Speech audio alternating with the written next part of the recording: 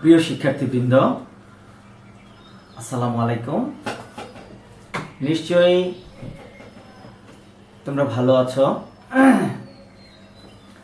বাসায় আছো এবং করোনার এই সংকটে সারা বিশ্ব এই মহা দুর্যোগের সময় তোমরা পড়াশোনা করছো। আমরা তোমাদের জন্য চেষ্টা করছি সংসদ, বাংলাদেশ টেলিভিশন এবং সারা দেশেই জেলা উপজেলা ভিত্তিক বিভিন্ন অনলাইন স্কুল তোমাদের পাঠের কার্যক্রম চালু রেখেছে। এই কার্যক্রম চালু রাখতে গিয়ে হয়তো তোমাদের শ্রেণী কার্যক্রমে যেভাবে আমরা পাঠদান করতে পেরেছি, অনলাইন কার্যক্রম এটা একমুখী, আমরা শুধু বলেই যাই, তোমরা দেখো। সুযোগ থাকে কমেন্ট বক্সে কমেন্ট করার জন্য। একটা ক্লাসে যেমন বিভিন্ন ক্যাটাগরির শিক্ষার্থী থাকে, তারা বিভিন্ন জনকে বিভিন্নভাবে বুঝাইতে হয়। আসলে এখানে এই তোমাদের সামনে ক্যামেরার সামনে দাঁড়িয়ে আসলে ওই বিষয়টা আমরা অনেক ক্ষেত্রে উপলব্ধি করতে পারি না, তোমাদের কোনো প্রশ্ন আমরা পাই না, যে কারণে তারপরেও আশা করি যে এই পাঠগুলো তোমাদের জন্য অন্তত এই সামান্য সময়ে যথেষ্ট কার্যকরী ভূমিকা রাখবে বলে আমার বিশ্বাস। প্রিয় শিক্ষার্থীবৃন্দ, আজকে আমি তোমাদের সামনে দাঁড়িয়েছি যে পাঠ দেওয়ার জন্য। এটা হচ্ছে নবম শ্রেণীর, আমি রসায়ন পঞ্চম অধ্যায়ের রাসায়নিক বন্ধন। অত্যন্ত চমৎকার একটি পাঠ। আমি আশা করব যে ছোট্ট এই সংক্ষিপ্ত সময়ের মধ্যে তোমাদেরকে যে যে বিষয়গুলো আজকে আমি উপস্থাপনা করার চেষ্টা করব, তোমরা এই বিষয়গুলো একটু বোঝার চেষ্টা করবে। এই অধ্যায়ের নাম হচ্ছে রাসায়নিক বন্ধন। তাহলে রাসায়নিক বন্ধন কি, যোজ্যতা ইলেকট্রন কি, যোজনী বা যোজ্যতা কি, পরিবর্তনশীল যোজনী কি, সক্রিয় যোজনী কি, সুপ্ত যোজনী কি এবং যৌগমূলকের যোজনী কি। প্রিয় শিক্ষার্থীবৃন্দ, আমরা প্রথমে জানব রাসায়নিক বন্ধনটা কাকে বলে। যে আকর্ষণ শক্তি বলে অণুতে পরমাণু সমূহ আবদ্ধ থাকে তাকে রাসায়নিক বন্ধন বলে। যেমন আমরা যদি ধরি hydrogen, oxygen, carbon die oxide, পানি, সোডিয়াম ক্লোরাইড, এই যে পদার্থগুলো আমি লিখলাম, এখানে প্রত্যেকটা পদার্থেরই একাধিক পরমাণু আছে। অর্থাৎ 118টা মৌলের মধ্যে এই মৌলগুলো আছে। এখানে আমরা দেখছি যেখানে হাইড্রোজেন আছে, এটা হচ্ছে হাইড্রোজেনের অণু। তাহলে হাইড্রোজেনের অণুর মধ্যে আছে হাইড্রোজেনের পরমাণু। এখানে অক্সিজেন অণু আছে, অক্সিজেনের পরমাণু। এখানে কার্বন ডাই অক্সাইড অণু, এখানে আছে কার্বন এবং অক্সিজেনের পরমাণু। তাহলে এগুলো হচ্ছে মৌলের অণু, এগুলো হচ্ছে যৌগের অণু। এই অণুতে যে পরমাণুগুলো আছে, একাধিক যে পরমাণুগুলো আছে, তারা পরস্পরের সাথে যে শক্তি বলে আবদ্ধ থাকে তাকে বলা হয় রাসায়নিক বন্ধন। এবার আমরা আসি যে রাসায়নিক বন্ধন কয় ধরনের। প্রিয় শিক্ষার্থীবৃন্দ, রাসায়নিক বন্ধন হচ্ছে 3 ধরনের।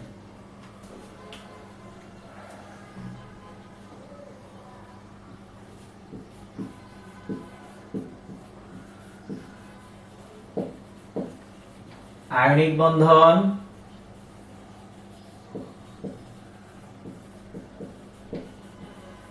সমযোজী বন্ধন, ধাতব বন্ধন। এই আয়নিক বন্ধন, সমযোজী বন্ধন এবং ধাতব বন্ধন, এই 3 ধরনের বন্ধন নিয়ে আমরা পরবর্তীতে একটা বা দুটো ক্লাস লাগবে। আজকে আমরা যে জিনিসগুলো জানবো, সেই জিনিসগুলো রাসায়নিক বন্ধন জানার জন্য, বোঝার জন্য, পড়ার জন্য খুবই গুরুত্বপূর্ণ। প্রিয় শিক্ষার্থীবৃন্দ, তাহলে আমরা চলে আসি যে আজকের পাঠের। আমরা তাহলে রাসায়নিক বন্ধন কাকে বলে বুঝতে পারলাম। যে শক্তি বলে অণুতে পরমাণু সমূহ একে অন্যের সাথে দৃঢ়ভাবে আবদ্ধ থাকে তাকে বলা হয় রাসায়নিক বন্ধন। প্রিয় শিক্ষার্থীবৃন্দ, এই পর্যায়ে আমাদের আলোচনা হচ্ছে যোজ্যতা ইলেকট্রন। যোজ্যতা ইলেকট্রন আমরা ক্লাস 8-এ পড়েছি এবং তৃতীয় অধ্যায়ে পড়েছি, ইলেকট্রন বিন্যাস পড়েছি। ইলেকট্রন বিন্যাস পড়তে গেলে আমরা জানি কোন মৌলের ইলেকট্রনগুলো, আমরা চতুর্থ অধ্যায়ে জেনে এসেছি, গ্রুপ পর্যায়ে বিভক্ত থাকে। পর্যায় সংখ্যা হয় তার স্তর সংখ্যা, আর ইলেকট্রন বিন্যাসে তার সর্বশেষ শক্তি স্তরে ইলেকট্রন সংখ্যা থাকে।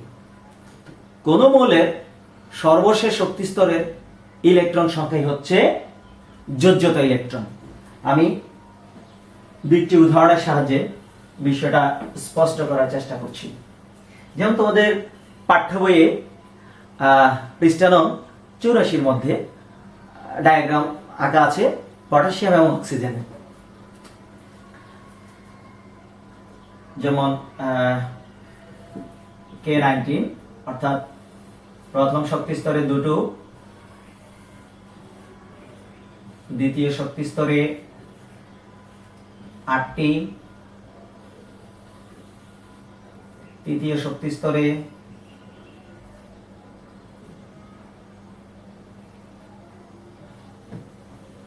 10, তাহলে হলো, আর চতুর্থ শক্তি স্তরে 1টি, 8, 8 গুণ 16, 17, 18, 19।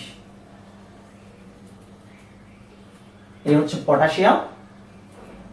আর অক্সিজেন প্রথম শক্তি স্তরে 2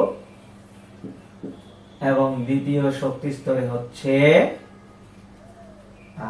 6টি। এখন যোজ্যতা ইলেকট্রন কাকে বলে? সংজ্ঞা অনুযায়ী যদি বলতে হয় যে কোন মৌলের পরমাণুর সর্বশেষ শক্তি স্তরের ইলেকট্রন সংখ্যাই হচ্ছে যোজ্যতা ইলেকট্রন। তাহলে শিক্ষার্থীরা তোমরা নিশ্চয়ই এখানে পটাশিয়াম, এই পটাশিয়ামের যোজ্যতা ইলেকট্রন কত? পটাশিয়ামের যোজ্যতা ইলেকট্রন হচ্ছে সর্বশেষ শক্তি স্তরের ইলেকট্রন সংখ্যা। তাহলে এখানে সর্বশেষ শক্তি স্তরের ইলেকট্রন সংখ্যা হচ্ছে 1, তাহলে পটাশিয়ামের যোজ্যতা ইলেকট্রন হচ্ছে 1। আমার কি বলা লাগবে যে অক্সিজেনের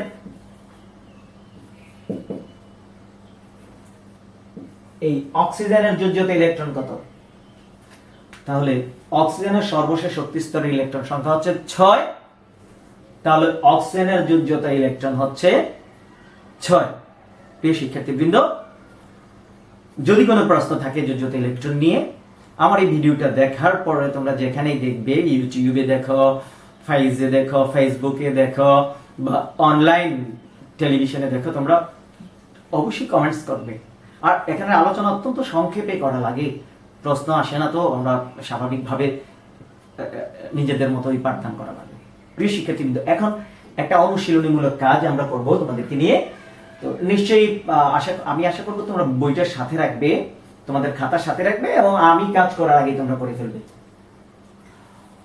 তো প্রিয় শিক্ষার্থীবৃন্দ, এখন দেখতে পাচ্ছ যে আমি এখানে একটা ইলেকট্রন বিন্যাসের ছক এঁকে রেখেছি এবং কিছু মৌল যেমন নাইট্রোজেন, ফ্লোরিন, পটাশিয়াম, ক্লোরিন এবং ক্যালসিয়াম। এখন K-L-M-N এগুলো তোমরা জানো যে ইলেকট্রন বিন্যাসের স্তর সংখ্যা, এনার্জি লেভেল। আমরা যদি এটা ইলেকট্রন বিন্যাস করতে যাই তাহলে 7, KSL এ 2, LCl এ 5, 9 হইলে KSL এ 2, LCl এ 7, 15 হলে 2, 8, 5, 17 হলে 2, 8, 7, 20 হলে 2, 8, 8, 2। প্রিয় শিক্ষার্থীবৃন্দ, নিশ্চয়ই তোমরা বুঝতে পারছো যে আমি এখানে নাইট্রোজেন, ফ্লোরিন, পটাশিয়াম, ক্লোরিন এবং ক্যালসিয়ামের ইলেকট্রন বিন্যাসগুলো লিখেছি। প্রিয় শিক্ষার্থীবৃন্দ, এখন আমাকে বলতে হবে বা তোমরা নিজেরাই ধারণা করে নাও কার যোজ্যতা ইলেকট্রন কত। যেমন নাইট্রোজেনের সর্বশেষ শক্তি স্তরে ইলেকট্রন সংখ্যা হচ্ছে 5, তাহলে নাইট্রোজেনের যোজ্যতা ইলেকট্রন 5। তারপরে ফ্লোরিনের সর্বশেষ শক্তি স্তরে ইলেকট্রন সংখ্যা 7। পটাশিয়ামের 5, ক্লোরিনের 7 এবং ক্যালসিয়ামের 2। তাহলে দেখা গেল আমরা 118টা মৌলের যদি ইলেকট্রন বিন্যাস করি, তার সর্বশেষ শক্তি স্তরে যে ইলেকট্রন সংখ্যা থাকবে সেটা হবে তার যোজনী বা যোজ্যতা ইলেকট্রন। তাহলে ওর যোজ্যতা ইলেকট্রন হচ্ছে 7, পটাশিয়ামের হচ্ছে 5, ক্লোরিনের হচ্ছে 7 এবং ক্যালসিয়ামের হচ্ছে 2। প্রিয় শিক্ষার্থীবৃন্দ, তাহলে আমরা জানলাম যে কোন মৌলের তার সর্বশেষ শক্তি স্তরের ইলেকট্রন সংখ্যাই হচ্ছে যোজ্যতা ইলেকট্রন। প্রিয় শিক্ষার্থীবৃন্দ, এখন আমরা যে বিষয়টা নিয়ে আলোচনা করব সেটা হচ্ছে যোজনী বা যোজ্যতা। এই যোজনী বা যোজ্যতা এটা খুব কঠিন নয়, খুব সহজ নয়। প্রাথমিক ভাবে আমরা যদি একটু ধারণাটা ক্লাস 8 আমরা পেয়েছি।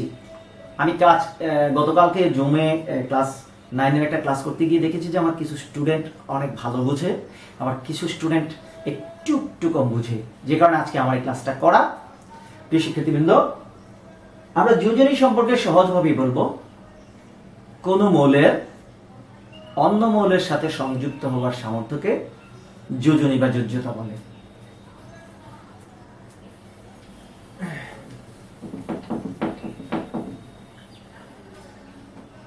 হাইড্রোজেনের যোজনী 1 ধরে আমরা অন্য মৌলের যোজনী বের করতে পারি।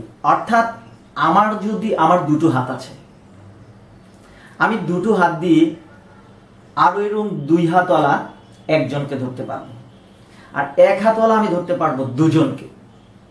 প্রিয় শিক্ষার্থীবৃন্দ, এখন হাইড্রোজেনকে স্ট্যান্ডার্ড ধরে আমরা যদি ধরি যে হাইড্রোজেনের যোজনী হচ্ছে 1, এখন হাইড্রোজেন যার সাথে যুক্ত হবে কতটা হাইড্রোজেন ওই মৌলটার সাথে যুক্ত হইতে লাগে আমরা এক্সারসাইজে গেলে বুঝে ফেলবে। এখন আমরা যদি হাইড্রোজেনের যোজনী 1 আমরা হাতের সাথে তুলনা করলে হাইড্রোজেনের একটা মাত্র হাত, তাহলে হাইড্রোজেনের সাথে যদি ক্লোরিন যুক্ত হয় তাহলে ক্লোরিনের যোজনী কত? কারণ একটা ক্লোরিন একটা হাইড্রোজেনের সাথে যুক্ত হতে পারছে, তাহলে হাইড্রোজেনের যোজনী 1, ক্লোরিনের যোজনী 1। আচ্ছা, এখন এখানে হাইড্রোজেন থাকার কারণে আমি ক্লোরিনের যোজনী 1 বলতে পারলাম। সকল যৌগের মধ্যে কি হাইড্রোজেন থাকবে? আমার কি করতে হবে? জি, কিছু যৌগের মানে কিছু মৌলের যোজনী যদি আমরা জেনে যাই খুব সহজেই আসলে এগুলো পারবো। যেমন এখন যদি আমি সোডিয়াম ক্লোরাইডের কথা ধরি, NaCl, সোডিয়াম ক্লোরাইড, তাহলে শিক্ষার্থীবৃন্দ এখন কি কারো বলা সম্ভব যে সোডিয়ামের যোজনী কত? হ্যাঁ, যেহেতু হাইড্রোজেনের যোজনী 1 আর হাইড্রোজেনের সাথে একটা ক্লোরিন যুক্ত হওয়ার কারণে ক্লোরিনের যোজনী 1, তো ক্লোরিনের যোজনী যদি 1 হয় আর সেই ক্লোরিনের সাথে যদি একটা মাত্র সোডিয়াম যুক্ত হতে পারে তাহলে সোডিয়ামের যোজনী 1। তাহলে এখানে কিন্তু কোনো হাইড্রোজেন নাই, তারপর আমরা বলতে পারলাম সোডিয়ামের যোজনী 1। এবার আসি আমরা আর একটু ব্যাপকতায়, যেমন H2O, আমরা জানি এটা পানির সংকেত। এখন হাইড্রোজেন দেখে কি বলা সম্ভব অক্সিজেনের যোজনী কত? অবশ্যই বলা সম্ভব, কারণ এখানে ক্লোরিনের সাথে যখন একটা হাইড্রোজেন যুক্ত হয়েছে তাহলে ক্লোরিনের যোজনী এক, হাইড্রোজেন অর্থাৎ ক্লোরিনেরও একটা হাত, আমি যদি যোজনীকে হাতের সাথে তুলনা করি, হাইড্রোজেনের একটা হাত। তাহলে এইখানে যেহেতু অক্সিজেনের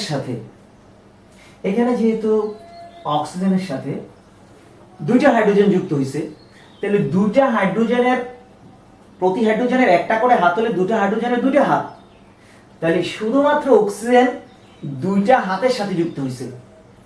তাহলে অক্সিজেনের এখানে সংযুক্ত হওয়ার সামর্থ্য হাইড্রোজেনের দ্বিগুণ। তাহলে অক্সিজেনের যোজনী কত? তাহলে অক্সিজেনের যোজনী 2। আমি যদি একটা গাঠনিক সংকেত দেখাই, এই হাইড্রোজেনের এক হাত, এই হাইড্রোজেনের এক হাত, আর এই অক্সিজেনের এক হাত 2 হাত আছে। সো এই অক্সিজেনের যোজনী হচ্ছে 2। ঠিক এখন যদি আমি লিখি কার্বন মনোক্সাইড, এখন কার্বনের যোজনী কত? আমি দেখেছি আমার অনেক শিক্ষার্থী একটা অক্সিজেনের সাথে একটা কার্বন যুক্ত হয়েছে, স্যার কার্বনের যোজনী 1। না, কেন হবে? আমরা এখানে জেনেছি অক্সিজেনের যোজনী 2। অক্সিজেনের যোজনী যদি 2 হয়, তাহলে একটা অক্সিজেনের সাথে যদি একটা কার্বন যুক্ত হয়, তাহলে এখানে কার্বনের যোজনী কত? এখানে কার্বনের যোজনী হচ্ছে 2। আচ্ছা, এখন যদি আমি লিখি কার্বন ডাই অক্সাইড, তাহলে কার্বনের যোজনী কত? তাহলে এখানে একটা অক্সিজেনের সাথে একটা কার্বন যুক্ত হয়েছে, অক্সিজেনের যোজনী 2, কার্বনের যোজনী 2। আর এখানে একটা কার্বনের সাথে দুটো অক্সিজেন যুক্ত হয়েছে, এই কার্বন ডাই অক্সাইডে কার্বনের যোজনী 4। তাহলে কার্বন ডাই মনোক্সাইডে কার্বনের যোজনী হচ্ছে 2, আর কার্বন ডাই অক্সাইডে কার্বনের যোজনী হচ্ছে 4। প্রিয় শিক্ষার্থীবৃন্দ, তাহলে একটা প্রশ্ন তোমাদের মনে চলে আসছে, স্যার কার্বনের যোজনী 2 আবার কার্বনের যোজনী 4। হ্যাঁ প্রিয় শিক্ষার্থীবৃন্দ, এইরকম আরো কিছু মৌলিক পদার্থ আছে যাদের ভিন্ন ভিন্ন যোজনী থাকে, একাধিক যোজনী থাকে, তাদেরকে বলা হয় পরিবর্তনশীল যোজনী। তাদেরকে বলা হয় পরিবর্তনশীল যোজনী। তো পরিবর্তনশীল যোজনী হচ্ছে যে সকল মৌলের একাধিক যোজনী থাকে, তাদেরকে বলা হয় পরিবর্তনশীল যোজনী। আমরা অন্য উদাহরণের সাহায্যে পরিবর্তনশীল যোজনী, সক্রিয় যোজনী, সুপ্ত যোজনী সম্পর্কে একটু আলোচনা করব। এখন কিছু কিছু মৌলের একাধিক যোজনী থাকে, সেই যোজনীকে বলা হয় পরিবর্তনশীল যোজনী।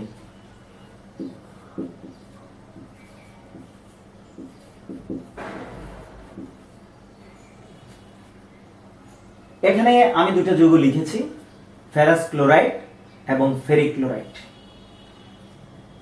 এখন কিছুক্ষণ আগে যে যোজনীর আলোচনা করেছি, এখন তোমরা আমার সামনে থাকলে অনেক মজা হতো, আমি জিজ্ঞেস করতে পারতাম এখানে আয়রনের যোজনী কত, এখানে আয়রনের যোজনী কত। তোমাদের থেকে অনেক রকম জবাব আসতো, অনেকের কাছ থেকে অনেক ভালো ভালো জবাব আসতো, অনেক ভালো লাগতো। শিক্ষার্থীবৃন্দ, তো আমরা এই যৌগে যেহেতু ক্লোরিনের যোজনী 1, তাহলে এই যৌগে আয়রনের যোজনী হচ্ছে 2, আর এই যৌগে আয়রনের যোজনী হচ্ছে 3। কারণ কি, এখানে একটা আয়রন দুটা ক্লোরিনের সাথে যুক্ত হয়েছে, আর এখানে একটা আয়রনের সাথে 3টা ক্লোরিন যুক্ত হয়েছে। সো এই ক্ষেত্রে দেখা গেল যে আয়রনের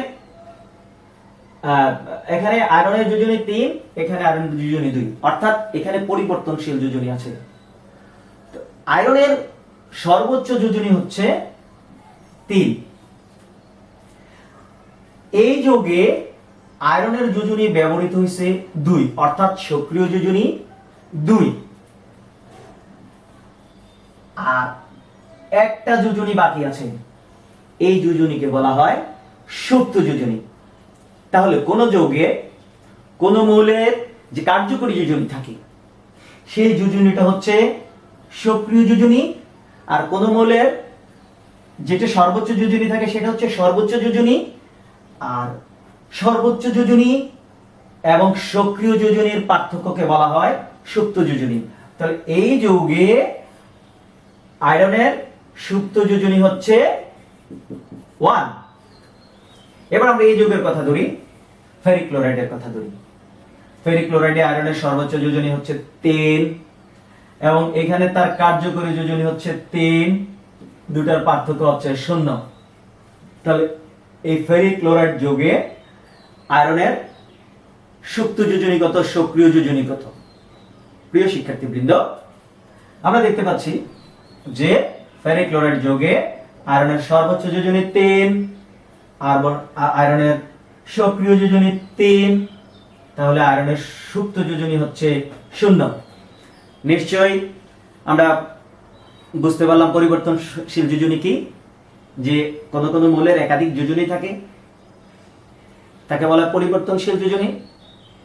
ওই পরিবর্তনশীল যোজনী অর্থাৎ কোন যৌগে কোন মৌলের কার্যকরী যোজনীকে বলা হয় সক্রিয় যোজনী, না সর্বোচ্চ যোজনী, আর যেটা কার্যকরী অবস্থায় থাকে তাকে বলা হয় সক্রিয় যোজনী, আর সর্বোচ্চ যোজনী এবং সক্রিয় যোজনীর পার্থক্যকে বলা হয় সুপ্ত যোজনী। প্রিয় শিক্ষার্থীবৃন্দ, আমরা পরবর্তী ক্লাসে এই অধ্যায়ে আরো কিছু চমৎকার বিষয় আছে, যেমন যৌগমূলক ও তাদের যোজনী আছে। আমি যৌগমূলক নিয়ে সংক্ষেপে একটি আলোচনা করছি। যৌগমূলক কাকে বলে? যৌগমূলক হচ্ছে এক গুচ্ছ পরমাণু বা একটা পরমাণু গুচ্ছ যখন একত্রিত হয়ে একটা মাত্র পরমাণু নিয়ে আচরণ করে, যেমন NH4, তারপরে আছে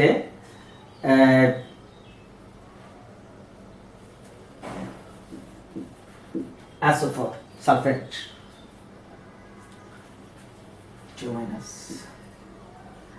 প্রিয় শিক্ষার্থীবৃন্দ, আমরা এখানে দুটা সালফেট এবং যে অ্যামোনিয়া যৌগমূলক লিখলাম। এখানে অ্যামোনিয়াতে নাইট্রোজেন এবং হাইড্রোজেন আছে। আবার আমরা সালফেটের মধ্যে দেখলাম যে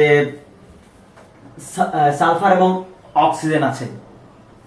এই দুটা যৌগের মধ্যে একাধিক মৌল আছে। একাধিক মৌল থাকার পরেও তারা যখন যৌগ গঠন করে তখন একটা মাত্র পরমাণু নিয়ে আচরণ করে।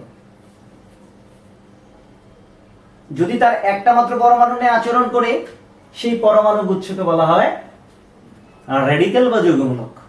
আর তাদের এখানে একটা আধান, এখানে 2- দুইটা আধান, আর এই যৌগমূলকের আধানই হচ্ছে তাদের যোজনী। তো প্রিয় শিক্ষার্থীবৃন্দ, আমি পরবর্তী ক্লাসে আবার এগুলো নিয়ে আলোচনা করব। আজকে যে বিষয়গুলো নিয়ে আলোচনা করেছি, তোমাদের সাথে আমার কাজ থাকবে, বাড়ির কাজ থাকবে, যে তোমরা তোমাদের বইয়ের এই প্রথম দিকের বিষয়গুলো, যেমন রাসায়নিক বন্ধন, যোজ্যতা ইলেকট্রন, যোজনী বা যোজ্যতা, পরিবর্তনশীল যোজনী, সক্রিয় যোজনী, সুপ্ত যোজনী, এই বিষয়গুলো একটু ভালো করে তোমরা পড়বে এবং আশা করি রসায়নের মতো এমন একটা কঠিন বিষয় তোমাদের কাছে খুব সহজভাবেই গ্রহণ করতে পারবে। আর সর্বশেষ কথা হলো যে এই পরিস্থিতিতে তোমরা ঘরে থাকো, তোমাদের জন্য আমরা কষ্ট করছি, আমরা ক্লাস রেকর্ড করছি, তোমাদেরকে দিচ্ছি। যদি সামান্যতম উপকারও তোমাদের হয়, আমাদের এই পরিশ্রম সার্থক। আমরা আমাদের পরিশ্রম মনে করি না, আমরা শিক্ষকরা ঘরে বসে থাকার লোক নয়।